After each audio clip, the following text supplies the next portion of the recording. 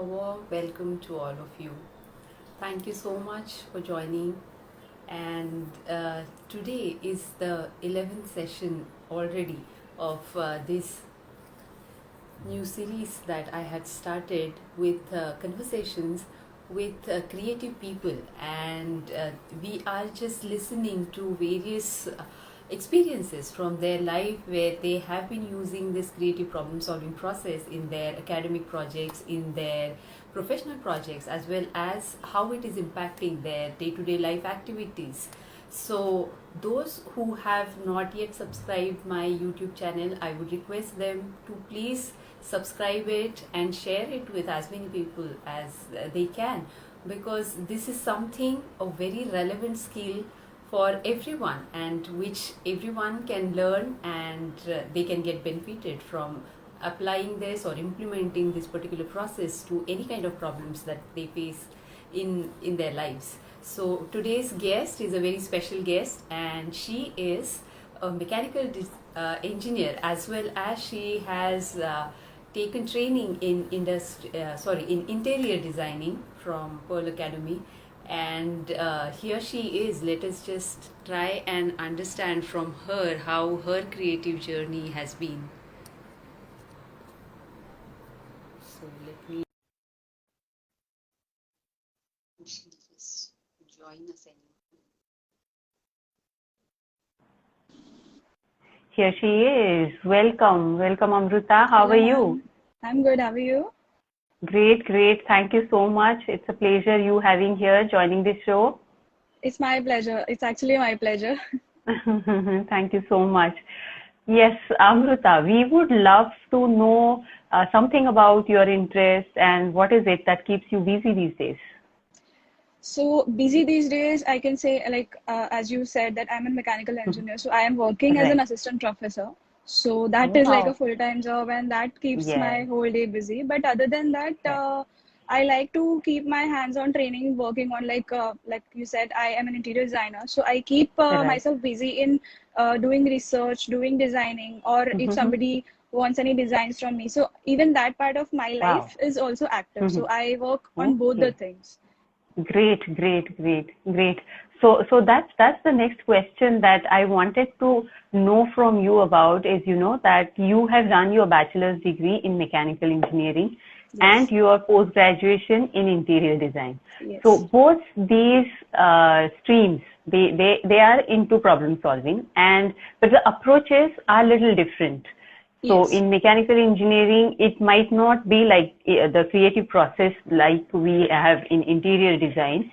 So I would love to know from you, because you have done both, you have learned both, how is your experience about both these approaches about problem solving? Yeah, so like you said, it's not little bit different, it's very different because True. if I want to like put it in this way that we always fight between mind and heart. Like what your mind says is different, your heart says is Yes, different. So it's yes, for me, yes. it's the same thing. Because in Mm-hmm. engineering, what I learned was very systematic, very structured, like you have to follow what is given. But whereas in Right. design, there is no Mm-hmm. one answer to the problem. There can be Right. multiple answers, there can be multiple Right. solutions. So the Right. problem solving method is also different. Because, Right. like I Right. said, in engineering, you have certain rules, certain boundaries that you have to follow. True. Obviously, True. in design also there are Yes. certain restrictions or certain rules, but Right. again you have the freedom of think Hmm. as much as possible, as much as you can, as much as you can explore. So that Right. is one thing I learned, that both the things or both the methods are very different. I'd like to give an Right. example Right. actually that I Mhm. Yeah, faced. yeah, please. Yes. In engineering, like I have learned, I have studied 4 years of BTech and then 2 years of masters. So I Right. was set in my ways for engineering, like how I solve problems. And Right. when Right. I studied or when I take admission in interiors, so I Mm-hmm. followed the same pattern. And Initially. I actually flunked in my presentations in my Okay. first Okay. semester because Mm-hmm. I followed the same pattern that I was doing for the 6 years. And True. when True. I went to my teachers, my mentors, that, ma'am, what is Mm-hmm. the problem? What is the issue? Like, I did everything properly because everything was good for Right. me. But what True. she True. said is, you can do better. because for this field it is not the pattern I should be following. And that's how I Right. learned that okay, there are so many other things that I still don't know, or probably I don't know this method. So there was a Right, huge right. difference, and then I cope up with Correct. it. Like I spoke to them, I took their advice, and that's how I Wow. learned both the methods. And now I can say Hmm. that yes, I know which method to use where. So that is very When, helpful true. for me. Yes, Yes, yes. yes, yes. That's great. That's great. And now that you are teaching Amruta again to engineering students, and it's very interesting. It would be interesting to understand from you that how do you implement or how do you make any changes in the way you are teaching them? I believe you were teaching them before joining the interior course as Yes, well, right? yes, So yes. has this knowledge and also application of creative problem solving process has impacted the way you are teaching now the students? Yes, it has impacted because earlier there was a set, because my first job wasn't teaching. So it was a fresh Right, job and I was learning how to do it. So I right, learned from my colleagues, whoever were around me, and all those were right, engineers. So again, right. there was not similar, but they all have a similar kind of pattern to teach, Thought and you process, learn correct. from your surroundings. So Right. I learned from them. I started teaching in my own ways, and I Right. realized that there was a difference when I studied interiors. Why? Because Hmm. like I said, there are different solutions, and before that True. you need to understand what the Hmm. problem is. Correct. Because Correct. here what we do is we figure out the problem, and then we First. explore what solution we can give. Because like I Right. said, in interiors you can have multiple solutions, and that depends Correct. on the client or the problem or what you are exactly looking at. So Hmm. if I want to compare, then I would say, suppose if a Hmm. solution that is suited for you may Hmm. not be suited for your neighbor or probably Right. myself. So Right. similar, it's the same thing for students as well. Like the Right. way a Right. student grasps thing or understands Hmm. thing is not the True. same that his friend will understand. So Right. every Right. student has a different way of understanding. So I Very true. remember when I was teaching, like I had my classes as well. So I used to teach Hmm. students there as well. So I Wow. remember Okay. one time there was this guy who was a little bit weak in his studies, but Hmm. he was very fond of food. So what I did Food. was yes. Okay. So Okay. it was a school. I used to teach him for ninth and 10th grades. So I remember Okay. I told him like taught him the fractions, like how we teach Hmm. fractions is. I gave Okay. him an example of pizza, like how you slice Hmm. pizza, how many Something slices that are there. he. So yes, Right. so he Right. could relate with it. So Relate. Right. similarly, when Right. you design something or you give solution Hmm. to, you need to Hmm. understand what the other person can relate with. So like how Perfect. Very we well said. relate movies or songs Right. with Hmm. ourselves. So that is Right. like Right. you something experience, or that is you something feel. True. True. True. True. So I Yes. believe that there is a difference between my understanding and my method of teaching as well. Because if a student cannot Hmm. understand, I first have Hmm. to know what his interest in.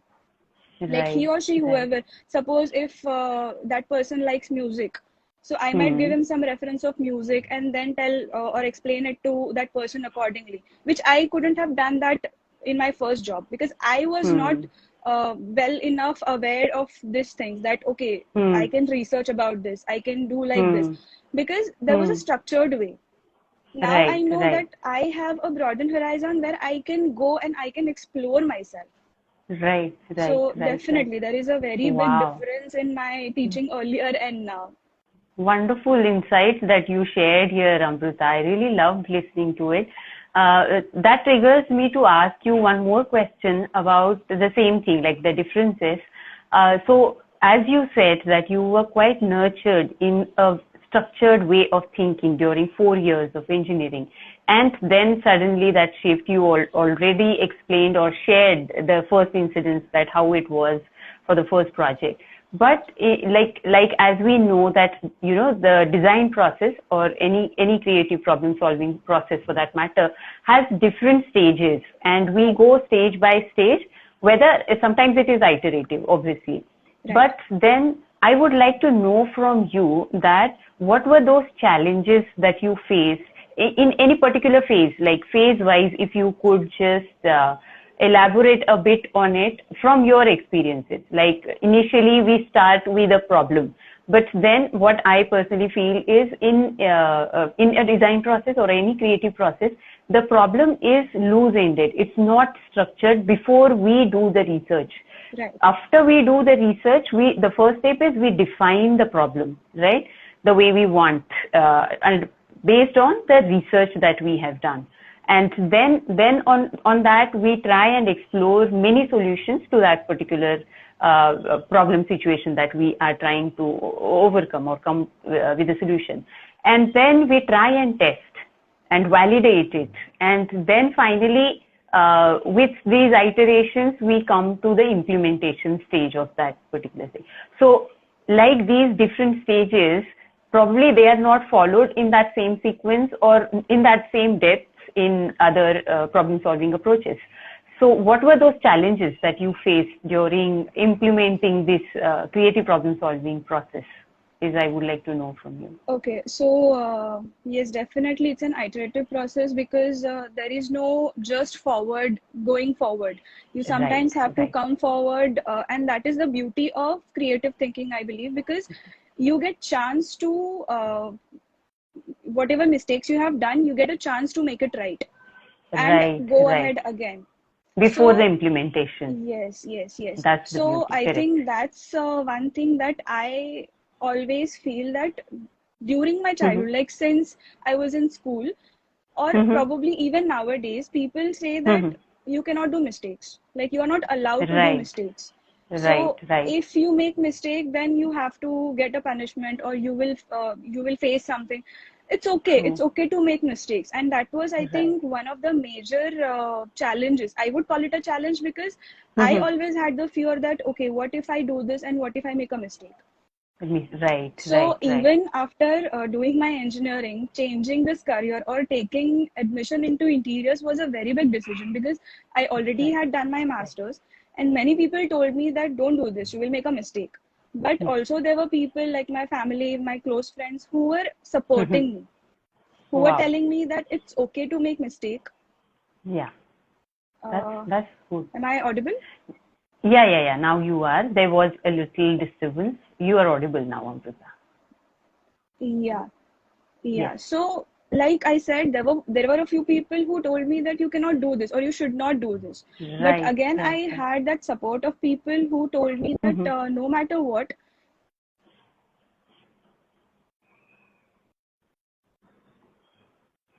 I think there is a little disturbance again, Amrita. We'll just wait for a while for her to get back again.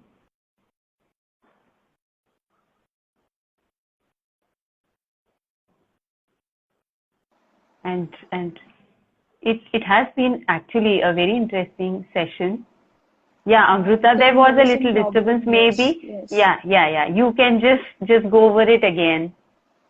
Okay, so I was saying that while changing this career, I got this a lot from people that you should not do this. You already have a set career, then why do you want to do this?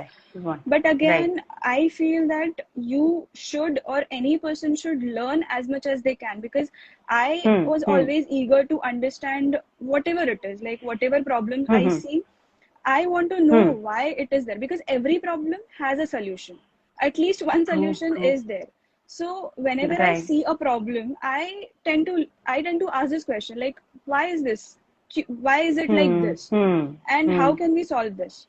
So that is one thing I always, and also I remember my mom and dad both are telling me that it's okay to be in a problem, but you have to see what next, like how you can come out of it.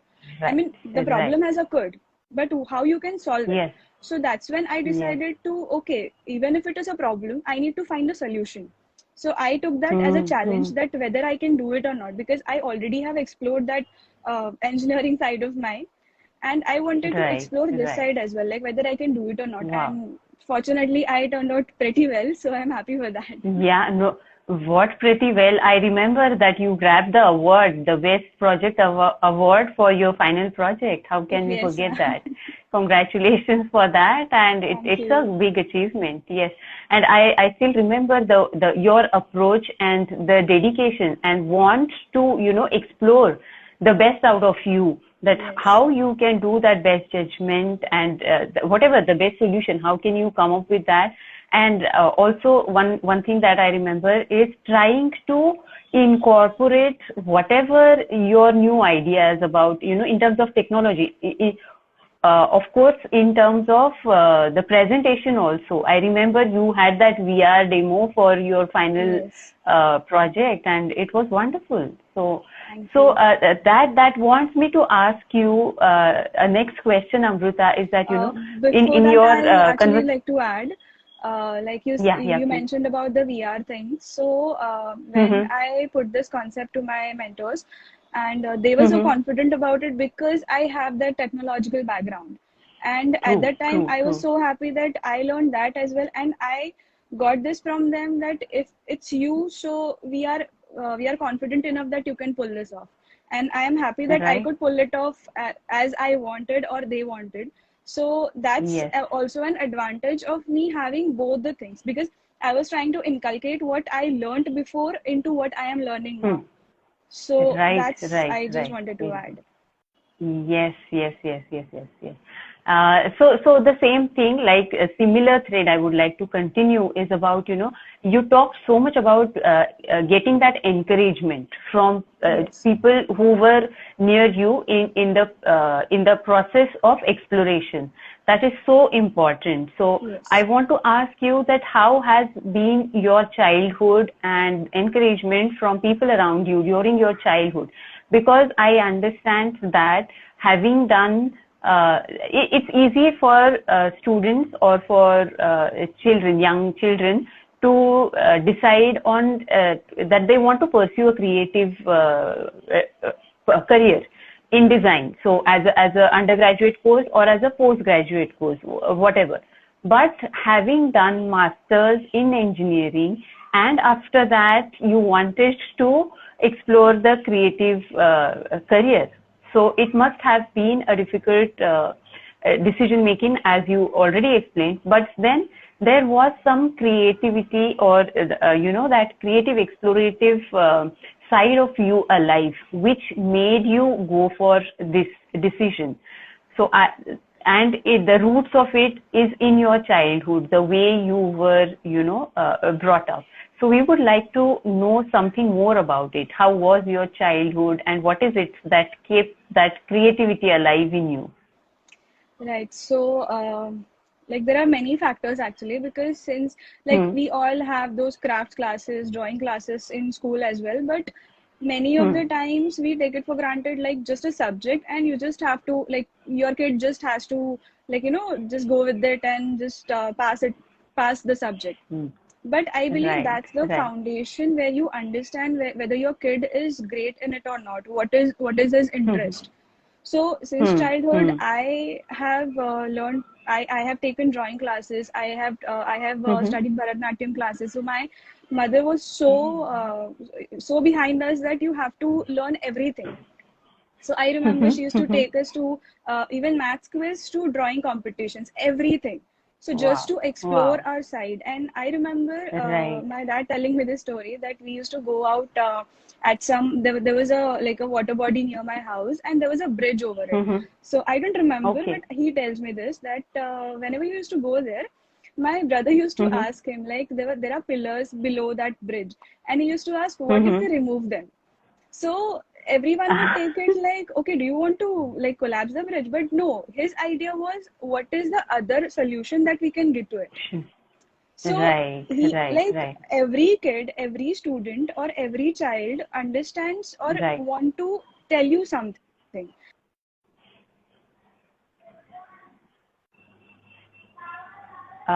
Your voice is not audible. Is it now? Yeah, it's better now. Yes. Yeah. So and also you were talking about every child, how every child has their own creative imagination. Yes, you just have to understand what he is into. So I said, if you understand that your child is more into creativity, let him pursue it. because now like especially here it's a very you can say it's very structured that you if you're good in studies then you have to do certain career only, but it's okay to have different careers. Like I had interest in architecture as well, in engineering as well, so I was confused what to take. So my inclination was towards both, so I took engineering and I did that, and then later on I did interiors. So if my childhood memory, if you ask, then I used to do like this crafts, your handmade gift. So I used to make handmade gifts to everyone in like for their birthdays or for every occasion. Wow. And then we have Ganpati celebration at our home, Ganesh Chaturthi. So I have seen my mother and my whole family members coming together, like creating different what we call makhar, like the puja ghar we put. The decoration. So, yes, the decoration. So all we used to do is like either with thermocol or papers or anything. So it was like what we used to have, like what do we call it? Something out of waste. So we used to do that. Right. And it always intrigued me that okay, if you can do this, what is the next scale of it? I mean, this is just for your house decoration, but definitely there will be something better than this, like something which you can do permanently. So that that was my interest in architecture, like how you can build this. Also remember. Okay, great.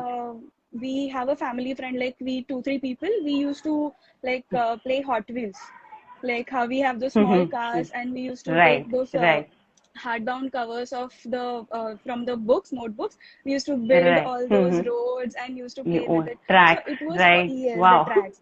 So it was always into me, like how you can build it, how you can make something different out of it, how you can innovate it. So it was I believe that from there itself I had that engineering and design, like you can say a technical and design. So every person has it.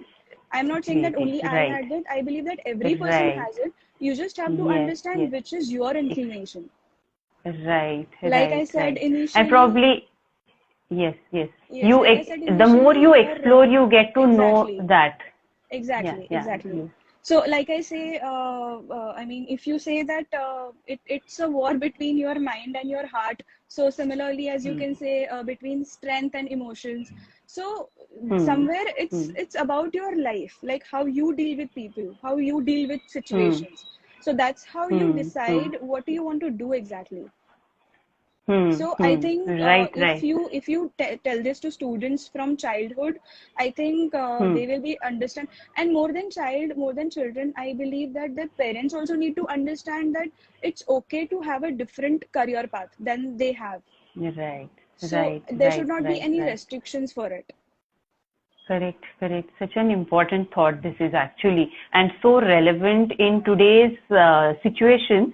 Because there are so many opportunities nowadays. It's not at all like the earlier days, and they can create their own paths. They need not follow whatever already has been there. And like, there are possibilities now. They can, combine 2-3 skills and come up with their own niche and can do great. I mean, we are already seeing that, and in future with the kind of technology that we are seeing, the changes in technology, development in technology, I'm sure that there are so many avenues, those will be there available in future, right? So that leads to our next question, Amruta, that I want to, I am working in this area of, taking this creative problem solving process to younger children. So I would like to know your views on, what are your opinions about what will happen, or how will it help young children if they learn this creative problem solving process at very young age. Then again, I would like to clarify here is that, creative problem solving is not necessarily only related to art and craft, like projects or activities.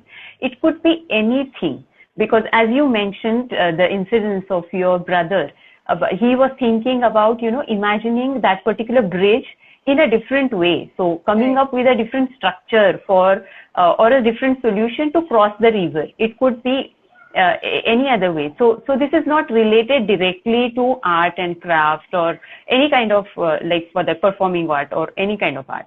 but still it is a creative way of thinking, and that could be nurtured. But what I have observed is, parents generally tend to think that if it is creative thinking, then it has to be related to drawing and coloring or dance and music. It's not like that. There is creativity that could be applied in so many other things. In fact, everything that we do in life.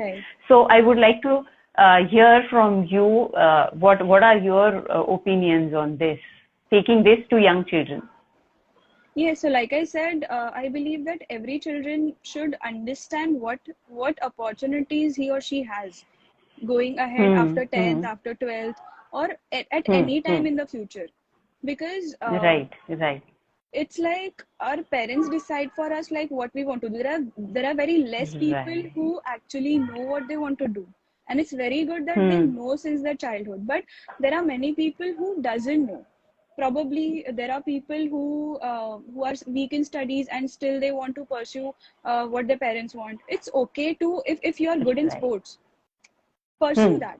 It's okay not to be intellectual. I agree that if you are, I also play sports, but probably I am not very good at it, but I play it like a entertainment.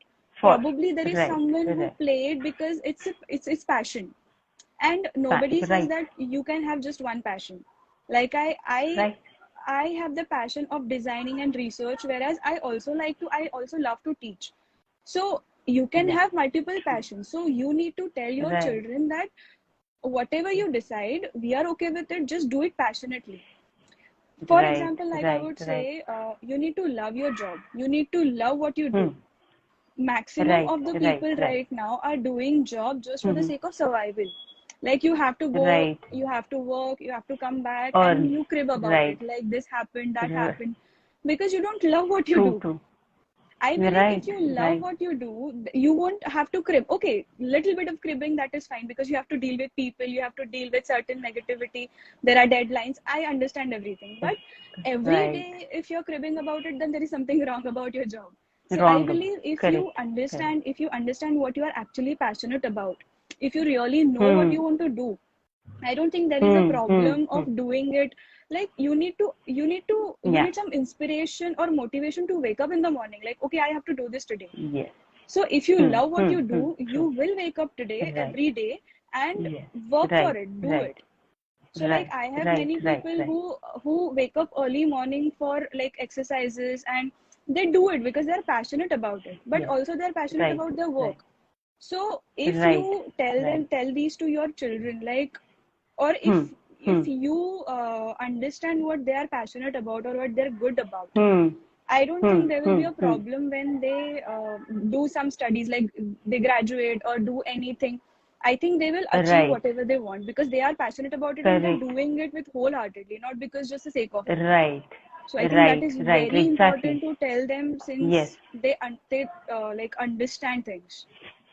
Right. And exactly, like getting this clarity is how can they get this clarity at young age for both of them is by exploring things, right? Exactly, so the more you explore different things and what other way could or better way could be there for explorations than implementing this creative problem solving process, right? So the more you do that at young age, it becomes your way of thinking. That is what even I have observed when I have been working with young children and introducing them these small problems. Like in one of the workshops we were working on, these are children from 5th grade, and they were working on trying to find out, what are the problems that they find in their healthy eating habits. So there were so many different problems that they came up with, and even more than that, like the way they were doing that, there was so much of clarity. So the more they do such exercises, the more clarity they get about everything, what they like in life, how, and then how to come up with solutions. There's no one solution. So there was one girl who observed that, she is not drinking enough water because they're just sticking. This was during COVID when the schools were online. They're still online in some cases.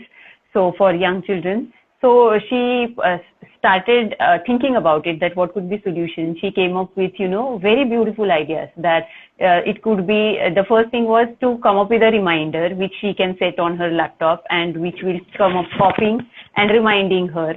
Other could be, she can play a game with her sister, and with that they can remind each other that you have to drink water.